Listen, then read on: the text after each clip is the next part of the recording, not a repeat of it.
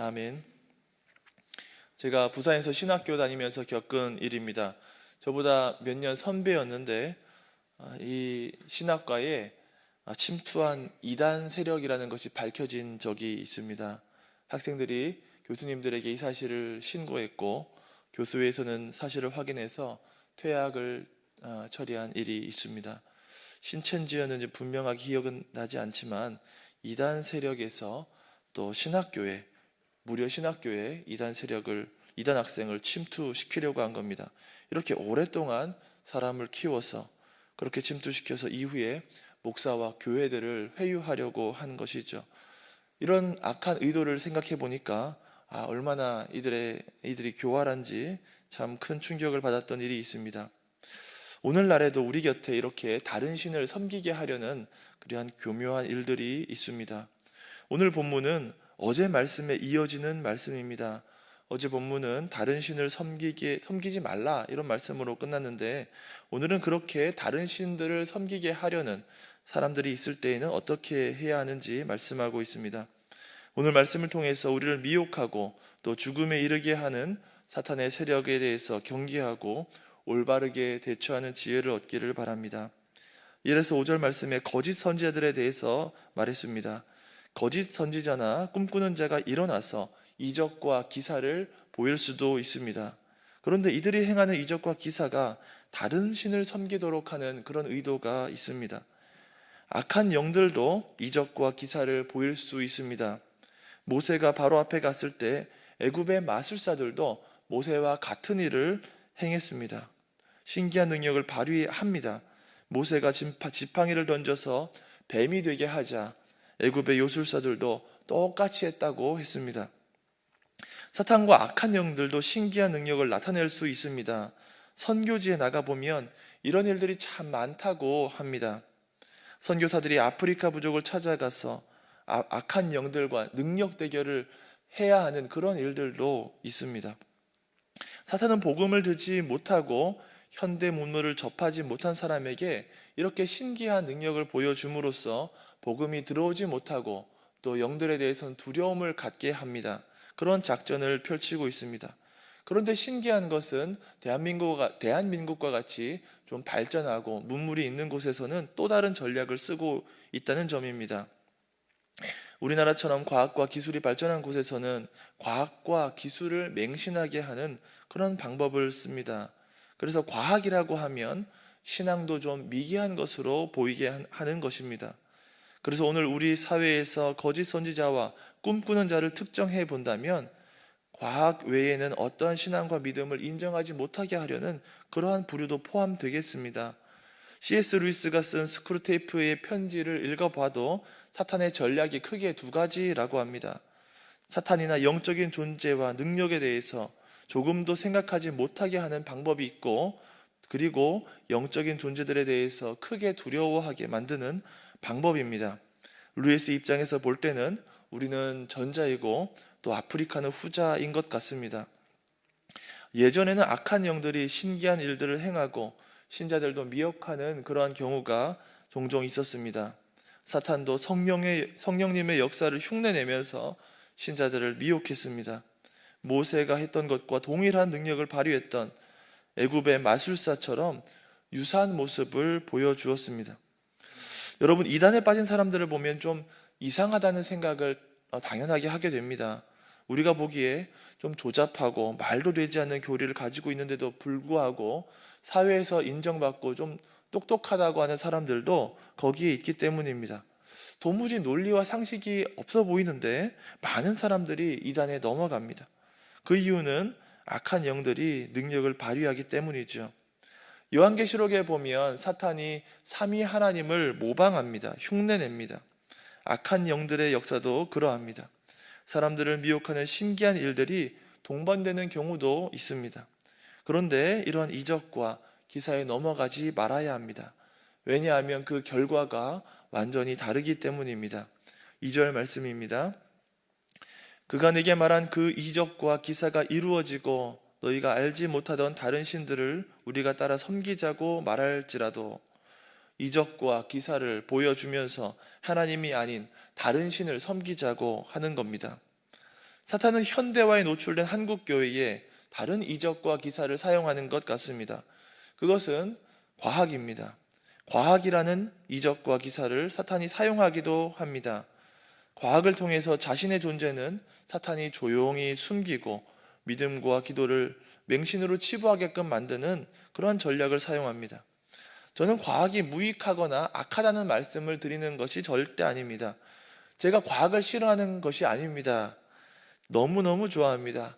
그래서 제가 고등학교 다닐 때에는 신학교 갈 수 있다는 말을 듣고 이과를 선택해서 열심히 공부했고 또 성적도 괜찮았습니다.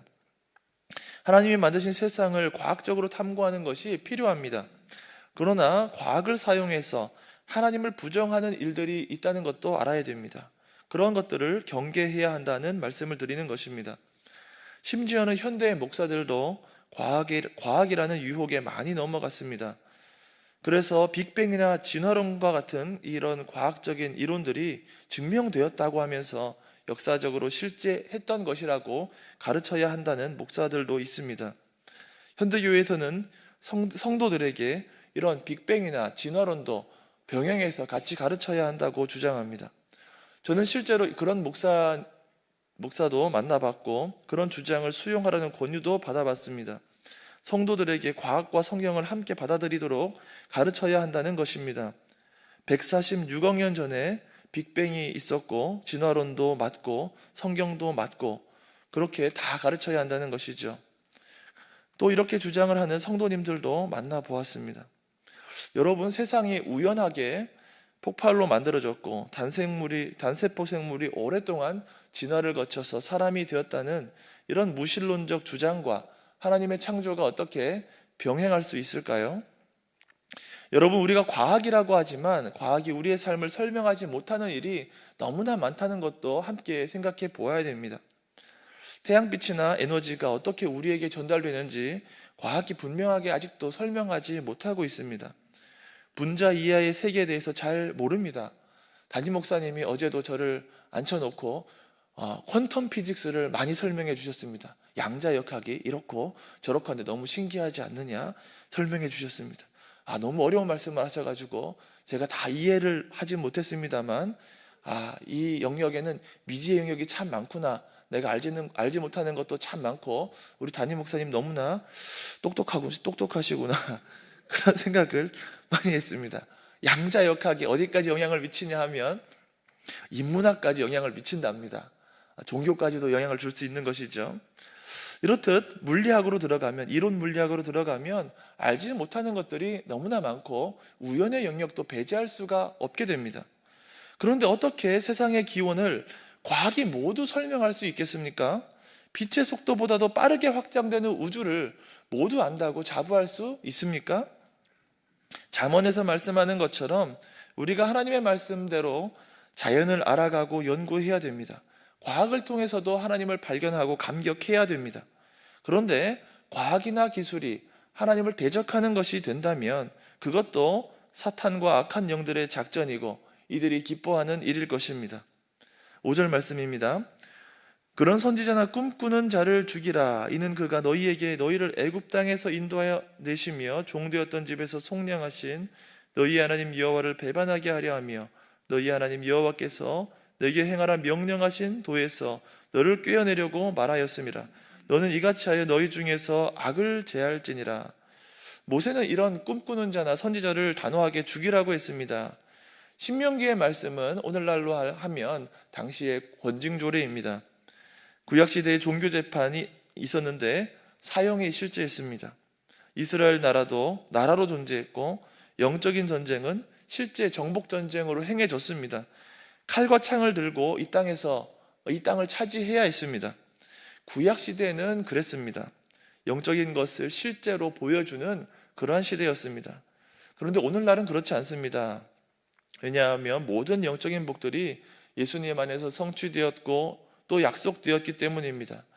이제는 정복해야 할 가나안 땅도 실제로는 없고 또 이스라엘 성전도 없습니다. 칼과 창을 실제로 들고 피를 흘려야 하는 전쟁도 없습니다.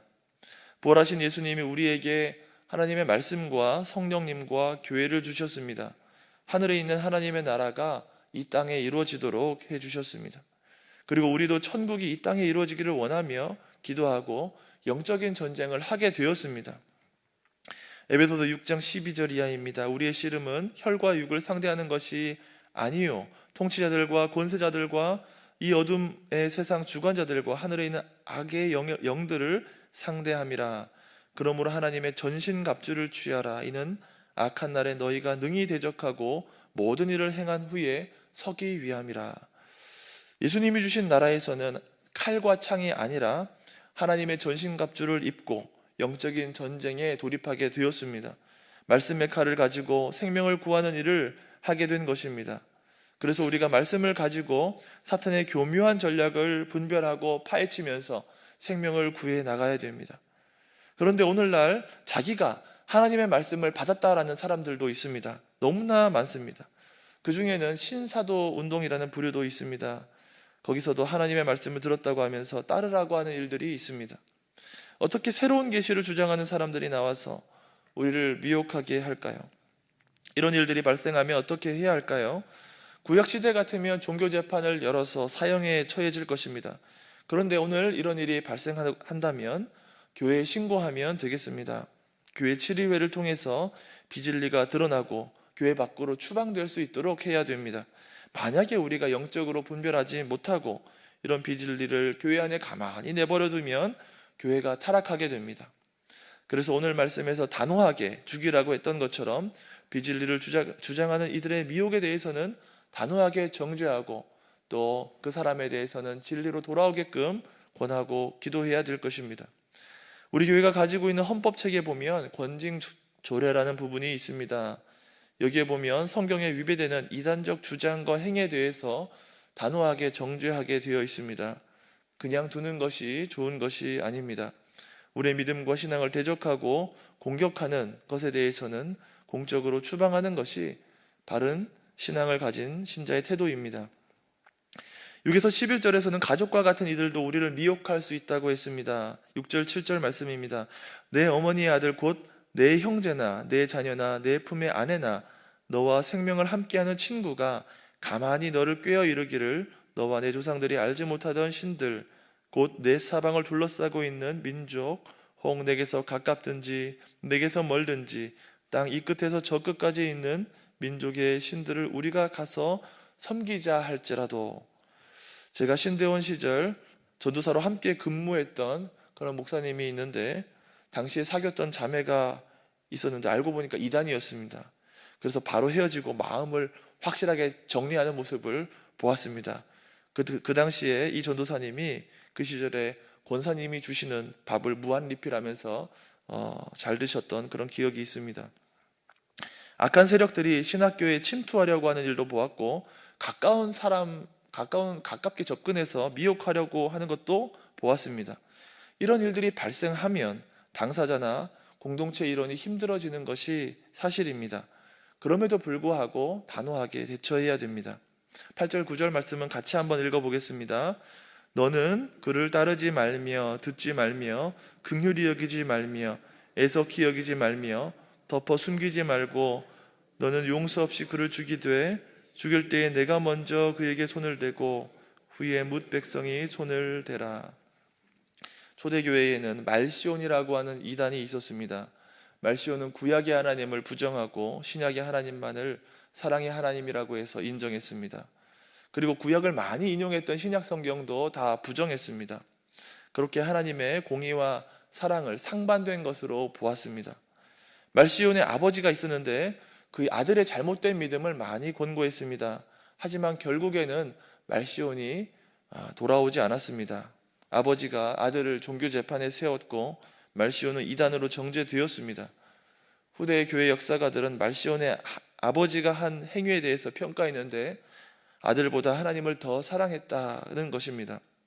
가까운 사람이라도 하나님을 대적하고 다른 신을 섬기게 하는 일이 발생할 때에 우리는 옳은 길을 제시하고 미혹하는 것에 대해서는 단호하게 해야 할 것입니다. 10절 11절 말씀도 함께 읽어보겠습니다. 그는 애굽 땅 종되었던 집에서 너를 인도하여 내신 내 하나님 여호와에게서 너를 꾀어 떠나게 하려 한 자이니 너는 돌로 쳐 죽이라. 그리하면 온 이스라엘이 듣고 두려워하여 이 같은 악을 다시는 너희 중에서 행하지 못하리라. 신앙을 가지고 살아갈 때 가까운 이들이 진리를 거부하고 대적하는 일들이 있기도 합니다. 너무나 힘이 들고 어려운 상황을 만날 수도 있습니다. 그럴 때에도 믿음을 가지고 분명하게 권면하고 판단해야겠습니다. 이런 믿음을 통해서 우리의 신앙이 순수하게 보존될 것입니다. 10에서 18절에는 이런 일들이 실제로 벌어지는 장면을 묘사했습니다. 그리고 그런 일이 벌어진 성읍을 확실하게 진멸해야 한다고도 했습니다. 우리 교단의 믿음의 선배들이 가진 신앙이 이러했습니다. 죄와 비진리에 대해서는 확실하게 철저하게 멀리하려고 했습니다. 우리가 가진 신앙도 선배와 같았으면 좋겠습니다. 비진리에 대해서는 단호하게 거부하고 타협하지 않고 진리에 대해서 나아갔으면 좋겠습니다. 이 시대에 빅뱅과 진화론을 인정하지 않아서 많은 사람들에게 손가락질 받는다 해도 하나님의 창조와 섭리를 고백하면서 온 세상에 말씀에 계시된 하나님만을 바르게 전해서 하나님의 약속하신 번성의 복을 받아 누리시는 서울시민교회 성도님들 되시기를 주님의 이름으로 축원합니다. 아멘. 함께 기도하겠습니다.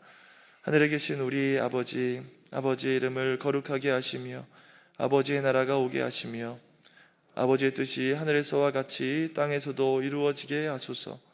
오늘 우리에게 일용할 양식을 주시고 우리가 우리에게 잘못한 사람을 용서하여 준 것 같이 우리 죄를 용서하여 주시고 우리를 시험에 빠지지 않게 하시고 악에서 구하소서.